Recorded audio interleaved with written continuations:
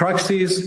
I think it's ইরানের পররাষ্ট্রমন্ত্রী Abbas Araghchi সামাজিক যোগাযোগ মাধ্যমে দেয়া এক পোস্টে বলেন, ইরানের স্থল, আকাশ ও জলসীমার বিরুদ্ধে কোনো হামলা হলে সেনাবাহিনীর আঙুল ট্রিগারে থাকবে, অর্থাৎ মুহূর্তের মধ্যেই পাল্টা আঘাত হানতে প্রস্তুত থাকবে তারা।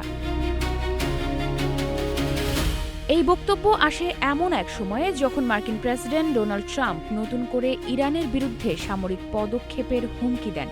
ট্রুথ সোশ্যালে দেওয়া এক পোস্টে ট্রাম্প দাবি করেন, একটি বিশাল নৌবহর ইরানের দিকে এগিয়ে যাচ্ছে, যা প্রয়োজনে শক্তি প্রয়োগে সম্পূর্ণ সক্ষম। এই প্রসঙ্গে ইরান স্পষ্টভাবে জানিয়ে দিয়েছে, হুমকি দিয়ে কূটনীতি সম্ভব নয়।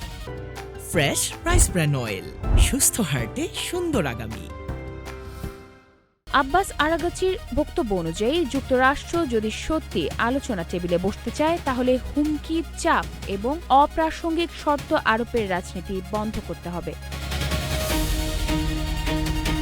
ইরান আরও জানায়, গত বছরের জুনে ইসরায়েলের কয়েক দিনব্যাপী সামরিক হামলা এবং যুক্তরাষ্ট্রের পারমাণবিক স্থাপনাগুলোর উপর চালানো হামলা থেকে তারা গুরুত্বপূর্ণ শিক্ষা নিয়েছে।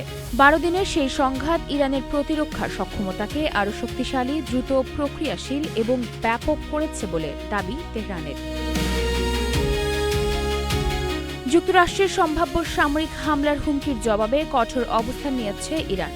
তেহরান স্পষ্ট করে জানিয়েছে, যে কোনো আগ্রাসনের তাৎক্ষণিক ও শক্তিশালী জবাব দিতে দেশটির সশস্ত্র বাহিনী সম্পূর্ণ প্রস্তুত।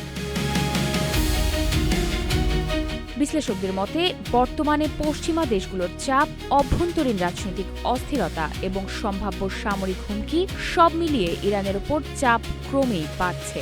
এর মধ্যেই যুক্তরাষ্ট্রের যুদ্ধংদেহী ভাষা মধ্যপ্রাচ্যে নতুন করে উত্তেজনার আশঙ্কা তৈরি করছে। মাইশা মাহমুদ, নাগরিক প্রতিদিন।